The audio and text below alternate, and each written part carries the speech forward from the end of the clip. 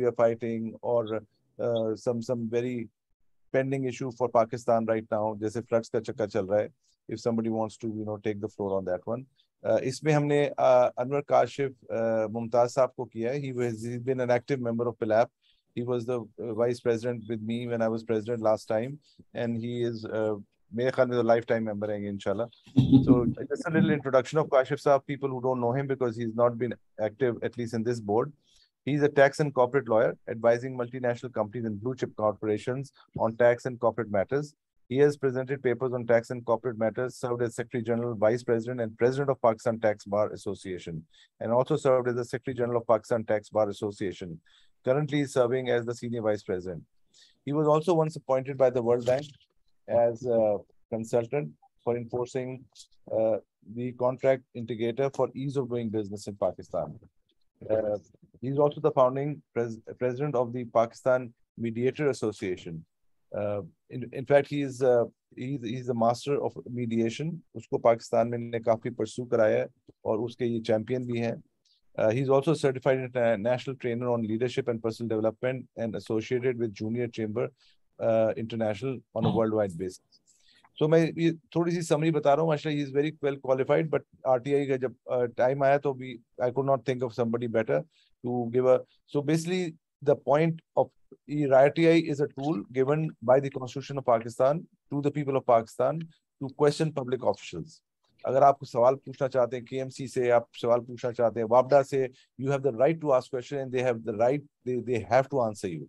But we don't know the tool. So ये tool को आपको समझाएंगे and please make it interactive. Ask any question that you like, and hopefully we'll walk away from this session a little bit more learned, and hopefully spread this word to people around us so they can use RTI as a tool. Please, Kashif Saab. Thank you very much. Thank you, PILAP, for providing me this opportunity. I think a lot of people I know और कुछ नए लोग भी हैं जो इस वक्त हमारे साथ मौजूद हैं. सबको अस्सलाम वालेकुम. और एक कोशिश है basically एक always whenever we talk Saad and myself कि PILAP के लिए क्या करना चाहिए, how we will take forward PILAP. हम पिछले 4-5 साल से मुख्तलिफ कोशिशें कर रहे हैं, कोशिश करते रहे, but finally मेरे ख्याल में राइट टू इंफॉर्मेशन से ज़्यादा बेहतर व्हीकल PILAP के लिए कोई नहीं है. हम उसको प्रॉपर्ली परस्यू नहीं कर सके. हमने उसको टच बेस तो किया, बट आई थिंक उसको एक सिंगल पॉइंट एजेंडा के तौर पे हम लेके नहीं चले, because it's a multi dimensional vehicle. अगर हम देखें कि अगर राइट टू इंफॉर्मेशन पे PILAP काम करता है तो इसके बहुत सारे डिफरेंट एंगल्स हैं. इसमें अगर आप देखें कि सिविल राइट्स की बात हो सकती है, डेमोक्रेटिक इंस्टीट्यूशंस की बात होती है. जैसे Nelson Mandela once said, information is a basic human right and fundamental foundation for formation of a democratic institution. अब पाकिस्तान में अगर आप देखें तो हर आदमी जमहूरियत की बात करता है, हर आदमी बात करता है कि जी पॉलिटिकल सिस्टम बढ़ना चाहिए, बट डेमोक्रेटिक इंस्टीट्यूशंस की बात कोई नहीं करता. और इंफॉर्मेशन देने पे हर आदमी मैं अगर प्राइवेट इंस्टीट्यूशंस की बात करूं, गवर्नमेंट की तो अब क्या ही बात है, लेकिन इवन प्राइवेट इंस्टीट्यूशंस भी जो है वो रिलक्टेंट होते हैं कि वो अपने चीज़ों को इंफॉर्मेशन को शेयर करें. वजह क्या है? वजह ये ट्रांसपेरेंसी पूरी तरह नहीं होती सिस्टम में, और इसी वजह से जो है ना ये जो है इसको सीक्रेट रखा जाता है. और जब हम बात करते हैं कि सीक्रेट काउज, तो ये इसी तरह की है कि इंस्टीट्यूशंस को आप सीक्रेट रखते हैं, इंफॉर्मेशन शेयर नहीं करते, और अल्टीमेटली जो लोगों के अंदर फ्रस्ट्रेशन है वो बढ़ता जाता है. पाकिस्तान का कॉन्स्टिट्यूशन 18 अमेंडमेंट में जब अप्रैल 2010 में जब अमेंडमेंट आई तो उन्होंने राइट टू इंफॉर्मेशन को अंडर 19A आर्टिकल 19A के तहत उन्होंने कहा कि जी every citizen shall have a right to have access to information in all matters of public importance subject to regulation and reasonable restriction imposed by law. तो article जो है constitution का वो कॉन्शियस है इस बात पे कि पब्लिक इंपॉर्टेंस की जो चीजें हैं उनको जो है इंफॉर्मेशन का एक्सेस होना चाहिए, कॉमन आदमी को, सिटीजन को वो एक्सेस होना चाहिए, बट सम रिस्ट्रिक्शंस इम्पोज, क्योंकि कुछ ऐसी इंफॉर्मेशन होती हैं जो आपकी सिक्योरिटी की, आपके मुल्क की सोवरेनिटी की से रिलेटेड होती हैं. तो वो इंफॉर्मेशन जो है वहां पे कहीं रिस्ट्रिक्शन जो है उसको रिस्ट्रिक्शन को आपको ब्रेक जरूरी नहीं करना, लेकिन जो उसके अलावा इंफॉर्मेशन है जो पब्लिक इंपॉर्टेंस की है, पब्लिक लार्ज उससे अफेक्ट करती है, that information one has a right to ask any institution और आपको वो देना उनकी जो है वो उन पे लाजिम है, मैंडेटरी है उन पे। और ये 2010 में जब आया उसके बाद से पाकिस्तान में चीज़ें जो हैं वो डिस्कस होनी शुरू हुई, प्रोविंशियल लेवल पे भी, ट्रेडिशन पे भी, कि भाई इसके हवाले से हम लॉ को डेवलप करें, लेजिस्लेट करें। और इसी इसी इसी की लाइट में जब हम देखते हैं तो पाकिस्तान में इस वक्त जो है वो 4 सूबे और फेडरेशन में हर जगह जो है right of access to information का जो कानून है वो मौजूद है। कि Khyber Pakhtunkhwa right to information act 2013, Balochistan right to information act 2021, Sindh transparency and right to information act 2017, Punjab transparency and right to information act 2013 and federation में right to access to information act 2017। So जो हम हमेशा बात करते हैं पाकिस्तान में मेजर इशू इम्प्लीमेंटेशन का है। लॉ तो सारे मौजूद हैं। अब इस राइट टू इंफॉर्मेशन में भी आप देखेंगे हर जगह हर प्रोविंस ने इसको जो है लेजिस्लेट कर लिया है।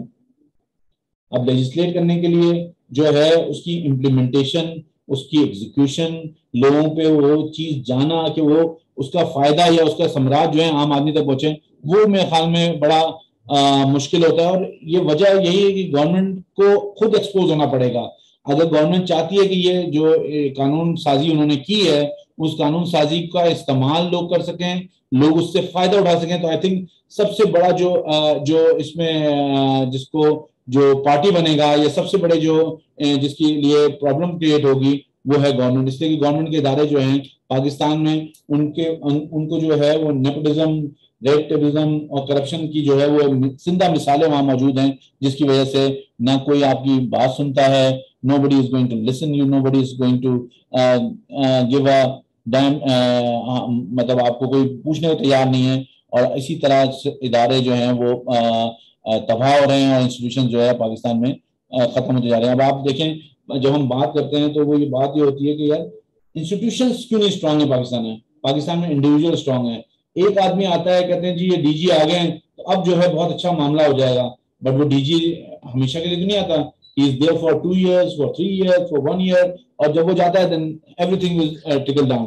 तो वो जो है चीजें जो है वो इसी तरह चल रही है पाकिस्तान में एडहॉकिज्म पे। अब देखते हैं right to information, the scope of right to information क्या है। Law is to allow for transparency in the functioning of government institutions by granting the right to access information to citizens so that they have improved access to record held by public authorities. This would not only improve public participation but also lead to reduction in corruption and inefficiency in government and foster sound economic growth and promote good governance and respect for the rule of law. अब अगर हम second paragraph देखें तो पाकिस्तान इसकी एक classic example है कि पाकिस्तान में ये सारी चीजें जो है ना हमें जरूरत है इन सब चीजों की।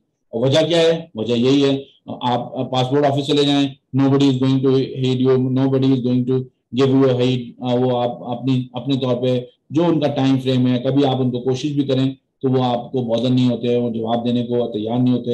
इवन अगर आप हायर्स के पास भी जाएं and they are supporting each other. और वो जब एक मिसाल है कि यूज कैश माई बैग है, स्क्रैच योर बैग, और वो सिस्टम इसी तरह जो है खराब होते जा रहा है, रस्टेड होता जा रहा है और इनएफिशिएंट होता जा रहा है।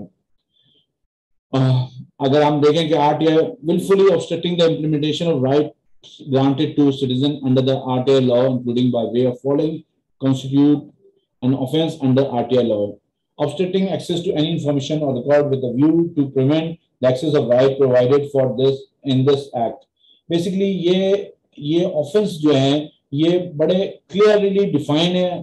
पांचों जो मैंने इस वक्त आपसे लॉ डिस्कस किए इनमें सब में ये क्लियरली डिफाइन है कि जहां भी कहीं ये ऑब्स्ट्रक्ट किया जाएगा access to any information or record with a view to prevent the exercise of a right provided for in this act, obstructing the performance by a public body of a duty under this act, interfering with the work of the Information Commission, or destroying a record without lawful authority, which shall be punishable with a fine not exceeding 50,000 rupees. अब ये जो इस वक्त आपको नजर आ रहा है ये ऑफेंस है जो आरटीआई लॉ में मौजूद हैं और इनकी क्लासिक और इनकी रियल टाइम आप देखें हर वक्त जो है ना आपको इनकी वायलेशन होती नजर आती है, लेकिन कोई भी इस पे एक्शन लेने को तैयार नहीं है। आप किसी भी इदारे में चले जाएं, if you want to ask them, they just refuse it. If you से कि जी मुझे रिकॉर्ड चाहिए पुराना, वो तो डिस्ट्रॉय हो गया। लेकिन कोई अगर आप किसी को लिख के दे दें तो you will not get any feedback, any reply from them, और वो आपकी एप्लीकेशन जो है साल साल पेंडिंग रहती है। साथ क्या हम सवाल भी डिस्कशन भी करते जाएं इसके साथ ही हम? बिल्कुल। I mean if anybody has a question, like I have a question for example, आपने बिल्कुल सही बताया कि ये ऑफेंसेस हैं। अगर offense हो जाता है तो उसकी क्या तरीका है? फॉर एग्जांपल मैं आज डीएचए से पूछ रहा हूँ कि आप अपना बजट दें, वो बजट नहीं दे रहे मुझे, सो what do I do next? ये आप बताएंगे इस प्रेजेंटेशन में? जी बिल्कुल बताऊंगा। मतलब आप ये कह रहे हैं कि अगर कोई ऑफेंस हो रहा है तो उसको हमें कैसे लेके आगे जाना है? बिल्कुल बिल्कुल। आरटीआई को कोई ब्रेक कर रहा है लॉ को, आरटीआई को नहीं फॉलो कर रहा, for example they don't care, public official के पास आप लेटर भेजेंगे जी मुझे बताएं ये रोड बन रही है, इसमें कितने पैसे खर्च हुए, he does not reply, so what do I do then?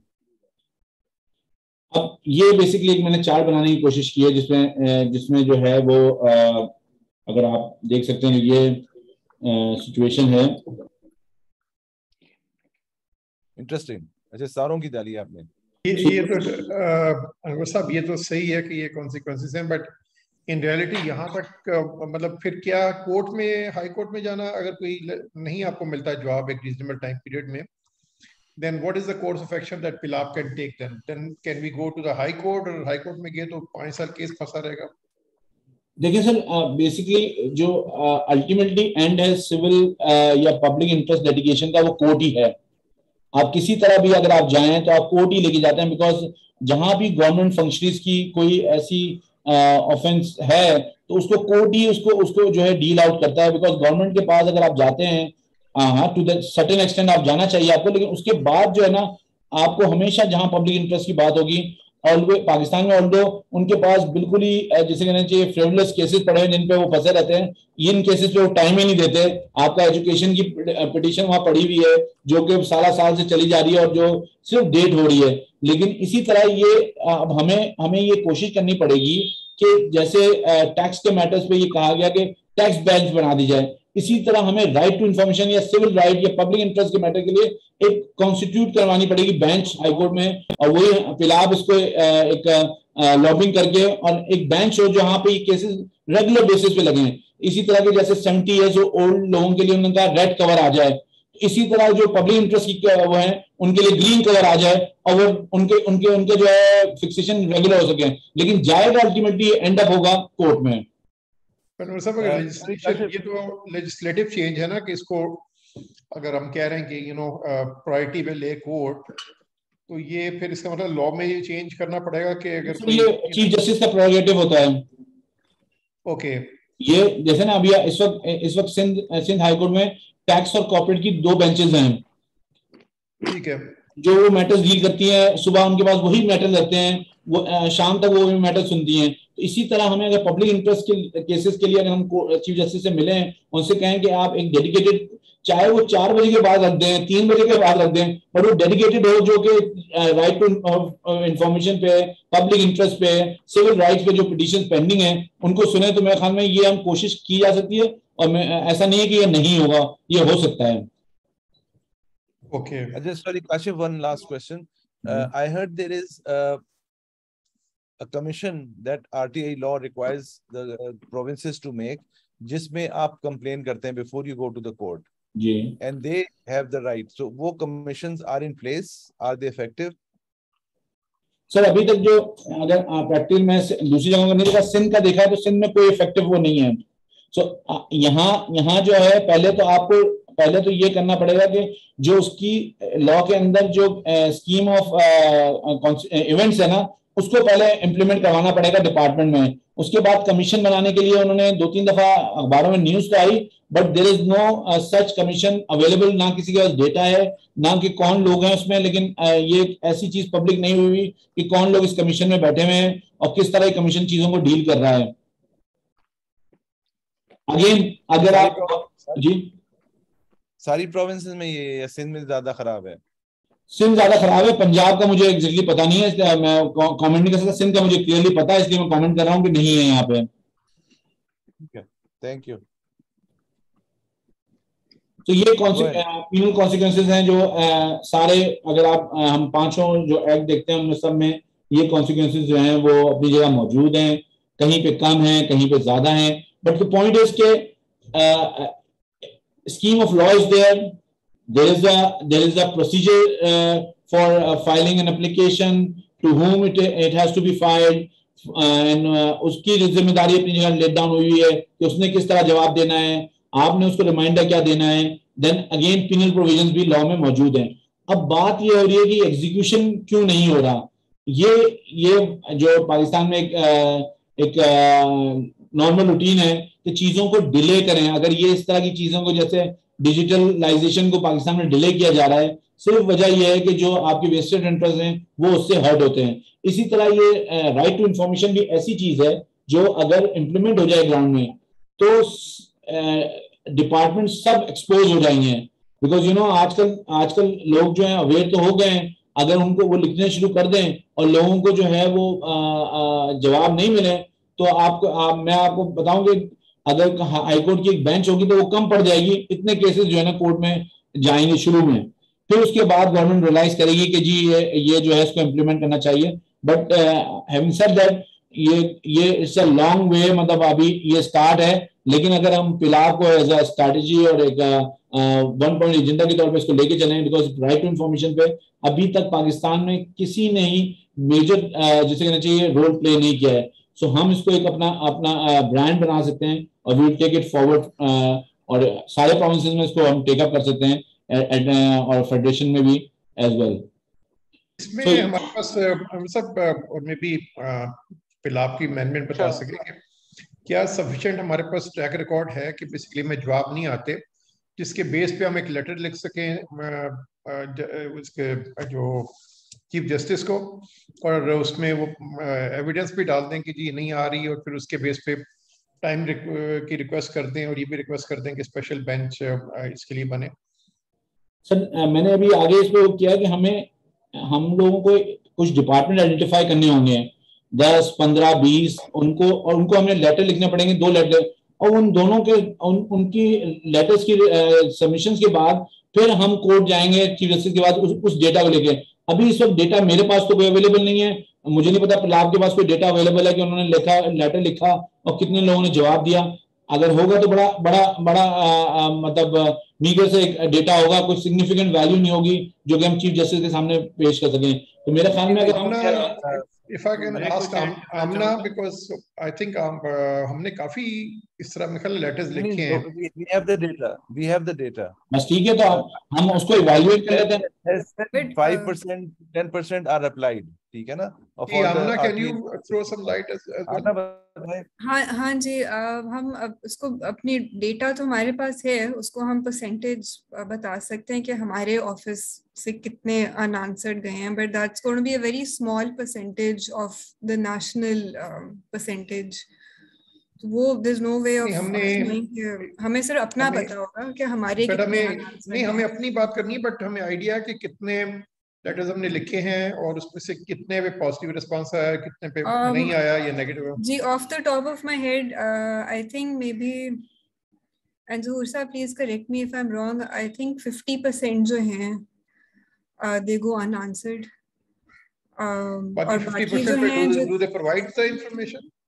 They do provided it's बहुत कम, I would say maybe 5% हमें information मिली है which is solid information, बाकी it's evasive और it's saying कि ये हमारे इदारे की responsibility नहीं है, आप किसी और को लिखें। मतलब solid information अभी तक जो है बहुत कम आई है। अब उसको हमें खुद से if we want to pursue this, फिर हमें उसका खुद ही data graph वगैरह करके वो we'll have to get into the statistics of it। इसको काइंडली डॉक्यूमेंट कर लेना ताकि वो हम एविडेंस के तौर पे पेश कर सके when we write to the chief justice कि हमने जैसे 25 खत लिखे और उसमें से 3 ने पॉजिटिव रिस्पांस दिया, बाकी ने या इवेट किया या रिस्पांस ही नहीं दिया। तो अगर हम इसको डॉक्यूमेंट कर सकें तो किस डेट को लिखा, किस इदारे को लिखा, and what was the status after that, तो maybe I think that would make our case strong, then we can try to request the chief justice to say special let me suggest another alternate as well. ये बिल्कुल सही कह रहे हैं, we need to have statistics. This is a constitutional matter, ठीक है ना? In fact, we need to get a support of some parliamentarians who will champion RTI in the parliament. Literally, आप उधर से करेंगे कोर्ट में तो हम घूम ही जाएंगे. आप सही कह रहे हैं, we will go and see the Chief Justice. And I think इसी presentation में the reason RTI is our first presentation to the citizen is it is one of the most important tools which if we can bring it to life can change a lot. ठीक है ना? So I think PILAB will champion all these suggestions that आप भी बना रहे हैं, मैं भी बोल रहा हूँ, and Amna will put it together. Probably we will share it with the CA team how we can. साथ मेरा यही क्वेश्चन था अनवर साहब को कि बेसिकली अगर हमें स्पेशल बेंच बनाना है तो क्या ये लेजिस्लेचर का काम है या फिर, but basically what he responded कि ये चीफ जस्टिस भी कर सकता है, बट मे बी अनवर साहब can throw some light on it कि क्या ये हम चीफ जस्टिस ही करता है. अमजद साहब, ये पार्लियामेंटेरियन का काम नहीं होता, ये जो उनका प्रोग्रेटिव होता है. अगर हम देखें, हमें ये एक के सिंध में हम लोग ज्यादा मौजूद हैं, इस वक्त हमारी स्ट्रेंथ है, तो हमें सिंध में पहले एग्जांपल क्रिएट करनी पड़ेगी कि ये बेंच बनी, और उसके बाद फिर हम दूसरी जगहों पे प्रोविंसेस में उसको शेयर करेंगे. पार्लियामेंट ने तो लॉ बना दिया हर जगह, लॉ की इंप्लीमेंटेशन जो है वो प्रोविंशियल गवर्नमेंट का काम है और उसके साथ साथ जुडिशरी का काम है. ठीक है. Okay, good point. Thank you. No, but surely, Anwar Saab, Parliament has a authority to question the functioning of the department. अगर कोई आपने request किया for information और आप किसी parliamentarian को constituency level पे you bring it to the attention of your local constituency MPA, then the trail should be that they should raise it within Parliament as a question. Sir, Arisa, I am coming to that point because अगर आप ये benefit देखें तो मैंने इसको two prong में किया है. एक तो publicly है, दूसरे गवर्नमेंट की. ये जो second point है, government also benefit from the RTI by becoming aware of gap and weaknesses of public bodies. जो साथ बात कर रहे हैं वो पार्लियामेंटेरियन जिनको हम समझते हैं कुछ एक दो को आइडेंटिफाई करें, उनके पास हम ये कहें कि राइट टू इन्फॉर्मेशन गवर्नमेंट को भी स्ट्रेंथन करेगा. So to aware of the gaps and weaknesses of public bodies if they are interested to listen that point. But also I think we should have more clarity and visibility of the trail of communications. अगर एक MPA है, local level constituency में ये sort of blockages हैं, beneficiaries को नहीं वो benefit पहुंच रहा है, and you're asking the question at a local MPA level surgery, फिर वो भी तो एक communication level है ना हमारा. जी बिल्कुल है. बट अमजद साहब को हमें ही वाज आस्किंग दे कि बेंच कौन कॉन्स्टिट्यूट करेगा, तो वो बेंच कॉन्स्टिट्यूट करने का मेरा जवाब था कि वो चीफ जस्टिस करेगा. But at the same time आप सही कह रहे हैं, अगर हम पार्लियामेंटेरियन को किसी को एंगेज करेंगे, साथ कह रहे हैं, so that will help us to take it forward. I think so, because they should be more understanding of the problems of the beneficiaries in their constituency. अगर कहीं ना कहीं blockages हैं, then we must make them aware of those blockages. But totally agree. Usually, the parliamentarians doesn't want to talk on the transparency and because वो सबसे पहले खुद fix हो जाते हैं. तो वो हमें पहले कुछ homework कर लेना चाहिए. मेरा ये कहने का मकसद है. Then we will go to them and we will show कि यार ये काम हमने किया हुआ है. Now from there you will take it up. That's my point. Got it.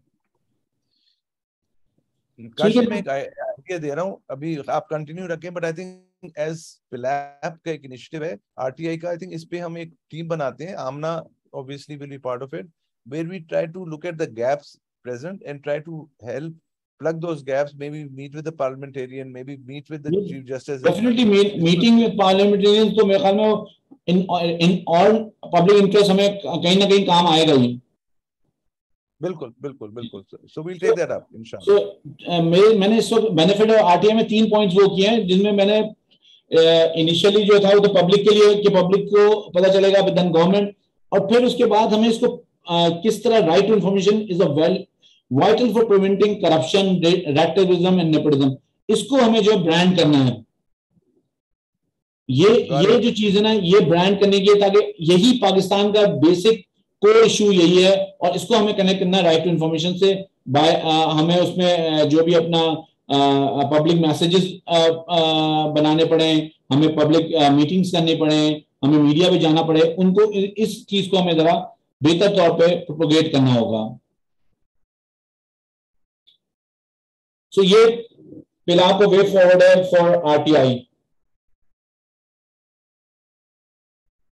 Identification of department who should have RTI desk, ये हमें पहले एक अपनी कॉम्प्रिहेंसिव होमवर्क करना पड़ेगा अपने बैठ के, जिसमें हमें ये रखना पड़ेगा कि ये डिपार्टमेंट्स हैं फेडरल प्रोविंशियल जिसमें जो है आरटीआई डेस्क होनी चाहिए। Social media, print and electronic media campaign, national conference on RTI, evaluate and decide cases to be filed before the court in respect to RTI. So ये बिल्कुल करना पड़ेगा कुछ, बिल्कुल। In my opinion, humble opinion, this is a way forward for RTI if Pilav want to take it. जो आपने कहा identification of departments, तो आई गेस कि ये वो डिपार्टमेंट्स है जिसको हम खत लिखें just to see whether they respond or not. मतलब we can identify obviously a few dozen, but maybe we should write to them and wait for a week or two and see whether they respond. So we have some documentation, and then maybe go to the second stage. Is that what you are suggesting? Yes, yes. ठीक है. So, can I have a question? Ji please. जी अनवर साहब, तो मतलब मुझे लग ये रहा है कि ये जो लेजिस्लेशन है ये की तो गई है, लेकिन ये इस तरह से नहीं की गई है कि it really has a bite. मतलब there is no sort of direct recourse in situations where a public body doesn't respond to the queries, etc. तो एक तो ऑब्वियसली यही चीज है जो आप कह रहे हैं कि इसी को इसी तरह से हम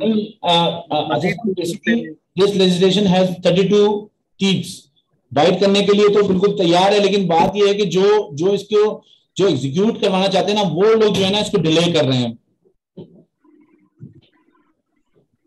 नहीं, आई अंडरस्टैंड। तो मैं आई थिंक मैं वही कह रहा हूँ कि एक रिकोर्स तो ये है कि जो है उसी को इसी तरह से मजीद उसके अप्लाई करते रहे and someday our public bodies will start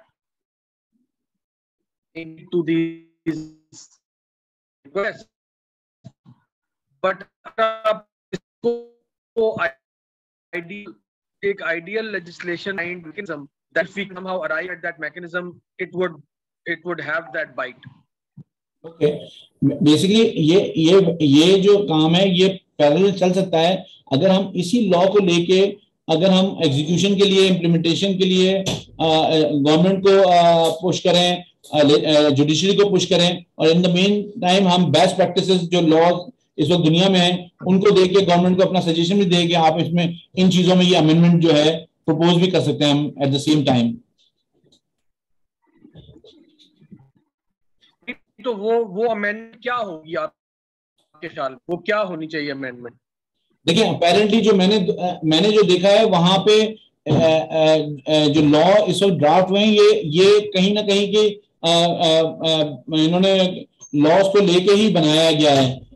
ज्यादा से ज्यादा जो वहां पे जो चीज जो मिसिंग मुझे नजर आती है वो यहाँ पे इन्होंने पेनल्टीज बड़ी कम रखी हुई हैं।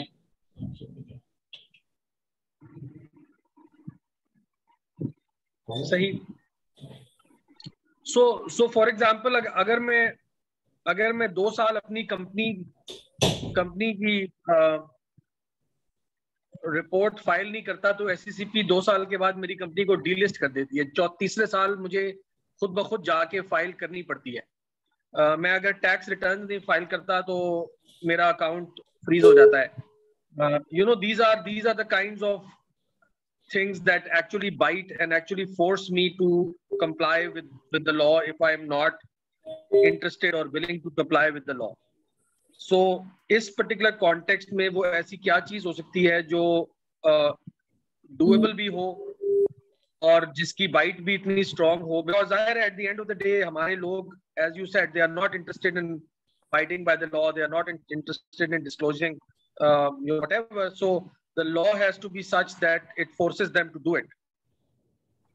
तो 5 साल मुकदमे में जाने से बेहतर नहीं है कि कुछ और ऐसा हो जो कि ऑटोमेटिकली एक सैंक्शन हो जाए पब्लिक बॉडी पे और उसको उस सैंक्शन को हटाने के लिए उसको कंप्लाई करना पड़े? देखिए बेसिकली इशू ये है कि पाकिस्तान में दोनों एंड्स को डेवलप होने की जरूरत है। जो यूजर है इसका वो लोग मिसयूज भी करेंगे इस चीज को। तो ये भी हमें अगर हम देखें जो सिविलाइज्ड सोसाइटीज हैं वहां पे यूज करने वाले उनको की भी अपनी एक स्ट्रेंथ होती है, उनको भी लॉ के बारे में पूरा पता होता है एंड दे आर कॉन्शियस के व्हाट दे आर डूइंग। सो अगर हम इसको पहले प्रमोट करें, मेरी अपनी ये प्रमोट करें, इसके साथ साथ हम इसकी इवैल्यूएशन करें कि कहाँ जो लीकेजेस हैं या कोई चीजें इंप्रूवमेंट की गुंजाइश है उसको गवर्नमेंट को सजेस्ट करें। बट इसी लॉ के साथ भी अगर इंप्लीमेंटेशन शुरू हो गई तो काफी सिग्निफिकेंट चेंजेस जो है नजर आनी शुरू हो जाएंगी।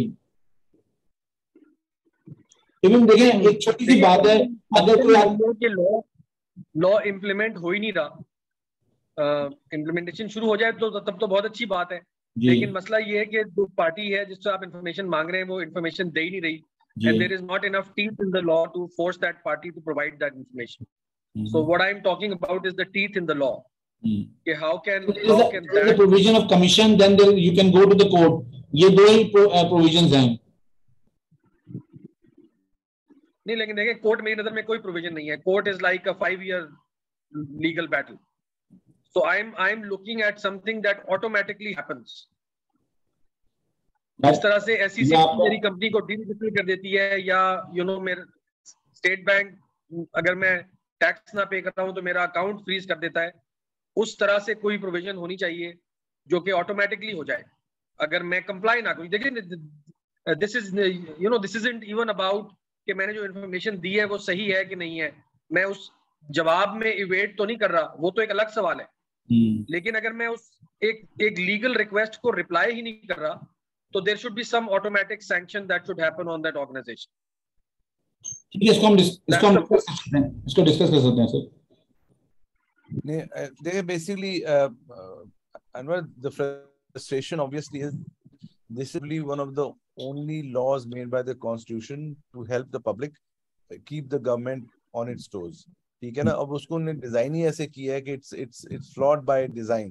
ठीक है ना। Now it's if PILAP is an institution which stands for the promotion of fundamental rights, we should probably separately this should be a project with कोई कमीशन बनाए जिसमें बार एसोसिएशन भी मेंबर हो, पंजाब के भी हो, something and put together a strategy कि इसको कैसे सही किया। It's not a simple strategy, but I like what Athar is saying कि इसके टीथ ऐसे होने चाहिए कि बंदा खुद फंस जाए, अगर जवाब ना दे तो कल उसको भी जाके माफी मांगनी पड़े। अभी तो कुछ नहीं होता। Apparently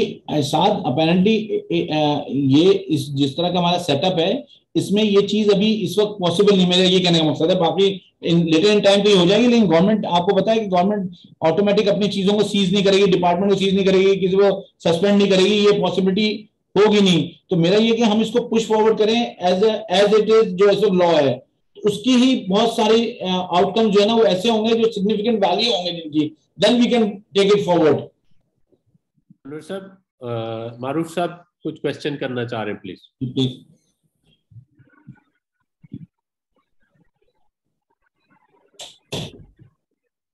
Go ahead, Maruf.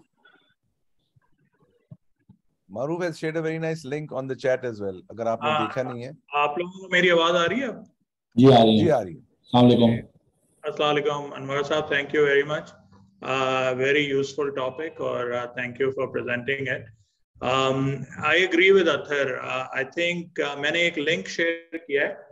This points to some global evidence. I mean, obviously, I think जो अनवर साहब कह रहे हैं उससे मैं agree करता हूँ कि just having the law itself has a positive effect, no doubt about it. But I think when you look at several studies, there's empirical evidence कि RTI law के साथ साथ आपको कुछ और provisions करनी पड़ती हैं, and that's where Athar was going, I think. कि effective checks and balances के mechanism होना बहुत ज़रूरी है, persecution and dismissal of public officials बहुत ज़रूरी है, right? वरना एक लॉ तो है अपनी जगह, लेकिन अगर उसकी इम्प्लीमेंटेशन में वीकनेसेस हैं या गैप्स हैं तो वो फिर इन इफेक्ट जो है ना वो लॉ सिर्फ किताब में रह जाता है, जो कि आप ऑब्वियसली पाकिस्तान में ये काफी केसेस हैं। So I think the global evidence points to के you have to have not only a clear legal framework, but training and capacity building of officials, awareness raising, जो कि I think Anwar साहब, that's what you mean by social media campaigns and stuff. But I think हम जब इस पे सोचें या पहला आप सोचे तो एक holistic और broader approach रखें, क्योंकि I think there is global evidence जो मैंने share भी किया है, उसको लोग लेके हम जाएंगे तो इसकी effectiveness बढ़ेगी. ठीक है, very true, ठीक है नहीं? Very well said, Maruf. And I think जो मैं बात कर रहा हूँ ना, to create a commission at least out of PILAP and then write down these recommendations, because इसके ऊपर काम करना पड़ेगा, वरना ये ऐसी ही रहेगी next 10 साल तक और फायदा हमें कुछ नहीं होगा. बिल्कुल सही. I have downloaded your article, Maruf, and I will share it with the Citizen Assembly members as well, because इसमें काफी मजे की चीजें हैं, especially across the world. Exactly. Comparison. So that's it. I think it's the starting of the it's a beginning of I think a new thing. और अगर पिलाब्स को आगे लेके जाना तो आई थिंक ये हर आपके एजेंडा से कनेक्ट होगी डायरेक्टली और इनडायरेक्टली. और जैसे मारूफ साहब ने और अख्तर साहब ने राइटली पॉइंटेड आउट कि इसके जो कॉन्सिक्वेंसेज हैं वो इतने स्ट्रिक्ट होने चाहिए. आई वुड सपोर्ट दैट के होने चाहिए, बट हम पहले इसकी थोड़ी पब्लिक अवेयरनेस करें, लेटर्स लिखें, डिपार्टमेंट आइडेंटिफाई करें, कोर्ट जाएं, चीफ जस्टिस से आइडेंटिफाई करवाएं कि बेंच जो है वो डेडिकेटेड बेंच बनाएं. तो ये कुछ हमारे काम हैं जो हम माइलस्टोन्स हम अचीव करें, और साइमल्टेनियसली हम जो बेस्ट प्रैक्टिसेस हैं उनको जो है वो उसके ऊपर प्रपोजल भी भेजें गवर्नमेंट को, बिकॉज हमें 5 गवर्नमेंट को प्रपोजल भेजने पड़ेंगे एंड डिफरेंट लेवल्स पे कि ये आप इसको इस तरह अमेंड करें और इसके इतने स्ट्रिंजेंट जो है ना आप कॉन्सिक्वेंसेस रखें. Thank you, Anwar Sahab. You have given us a good roadmap. Thank you, sir. Thank you. Thank you, Saad. So, Thank you, sir. Yeah. You know, in line of what I said, I think it's a slightly complex legal argument to make, but somebody could probably make a legal argument कि जी एक ऐसी public body को जो आवाम को responsible नहीं है, उसको tax payer के पैसे लेने का कोई हक नहीं है. Right? So if a legal argument can be made in the court of law कि जी this is correct, then a judge can order कि जी अगर एक public body जो है वो continuously violation में होगी RTI request की, तो उसको public funds नहीं मिल सकेंगे. And that would be a very strong signal, and you know that would be something that a lot of people would obviously then worry about. Absolutely. I think अगर इसमें अगर public funds नहीं मिलेंगे तो loss तो public का होगा. I think that person should be individually held responsible. Public fund ना मिलने की stage ही नहीं आएगी ना फिर. जब एक chief executive को पता होगा कि जी कल को मेरा account बंद हो जाएगा या मुझे public funds मिलने बंद हो जाएंगे, तो वो फिर RTI request का जवाब देगा. That would be his priority. जब public body में या ministry में पार्लियामेंट की तरफ से क्वेश्चंस आते हैं तो सेक्रेटरी बैठ के उसका जवाब लिखता है, क्योंकि उसको पता होता है कि उसने जाके प्रेजेंट करना है. और हर किसी की जो है ना जान पे बनी होती है कि कल को जो है ना पार्लियामेंट का कोई मेंबर कोई ऐसी बात ना कर दे जिसकी वजह से मेरी मिनिस्ट्री की बेइज्जती हो, मैं खबरों में आ जाऊं. राइट? तो जब चीज होते हैं तो फिर सेक्रेटरी बैठ के जवाब लिखता है उस चीज का. अनवर साहब आपने कुछ दिखाया था बट quickly, but इसमें कोई personal penalties हैं if I am secretary of a department या मैं DG ये हूँ किसी का इदारे का, तो अगर मैं नहीं रिस्पॉन्ड करता तो कोई पर्सनल पेनल्टीज भी हैं मेरे ऊपर? सर ये पेमेंट से कनेक्टेड है कि इतना पैसा देगा जो इंडिविजुअल आदमी रिस्पॉन्ड नहीं करेगा, अब उनका डिपार्टमेंट देगा, जो इंडिविजुअल चार्ज होंगे, ये पेनल्टीज पर्सनली हैं. 100,000 रुपीज डिपार्टमेंट का सेक्रेटरी सस्पेंड हो सकता है until he responds. बिल्कुल हो सकता है सर. मैं ये कह रहा हूँ कि ये हमें प्रपोज करना पड़ेगा और पहले हमें थोड़ी सी अवेयरनेस क्रिएट करनी होता था. इस वक्त जो है ना ये बिल्कुल ग्राउंड पे है. ये थोड़ा सा अगर हम पिलाब के जरिए इसको उठाएंगे, उसके बाद जो टॉक ऑफ द टाउन बनेगा या लोगों के लिए बात करने का रीजन बनेगा, देन ये जो आप बात कर रहे हैं ये फ्यूचर इसका यही होना चाहिए कि उसको जो है उसको ऐसे कॉन्सिक्वेंसेस होने चाहिए कि वो डरे कि यार मुझे जवाब नहीं दिया तो कल मैं जो हूं मैं नौकरी से चला जाऊंगा. ठीक है. ठीक है. ठीक है सर। जी अनवर साहब, मैं एक चीज ऐड करना चाहूंगा जी। ये प्रोविंशियल लेवल पे तो नहीं है, लेकिन फेडरल लेवल पे पाकिस्तान इंफॉर्मेशन कमीशन काफी एक्टिव है और काफी हद तक उसने प्लाप को रिस्पॉन्ड भी किया है। ठीक है, लेकिन जो है उसका एक्चुअल रिजल्ट तो हकीकत में नहीं आता। DHAB और FBRB इस तरह के इदारे उसकी बात नहीं मानते, ना पार्लियामेंट मानती है। Before going to the chief justice हमें थोड़ा सा कंपैरेटिव डेटा बना लेना कि हमने जितनी एप्लीकेशन दी, कितना रिस्पॉन्ड डिपार्टमेंट ने दिया, कितना कमीशन ने दिया, तो फिर हमारे लिए बेहतर होगा। जैसे अमजद साहब ने कहा कि कोर्ट जाने के लिए इससे पहले हम ये एक्सरसाइज कर लें। बिल्कुल सर, लेकिन ट्रिब्यूनल मौजूद है एक ना, ठीक है, इंफॉर्मेशन कमीशन। थैंक यू जी, thank you very much, thank you everyone, thank you, अल्लाह हाफिज़। Thank you everyone. Thank you Anwar Saab. And we'll try to summarize the learning from this call and hopefully share with the CA people and put together something. Thank you very much. Thank you. Thank you everybody. Thank you. Allah Hafiz.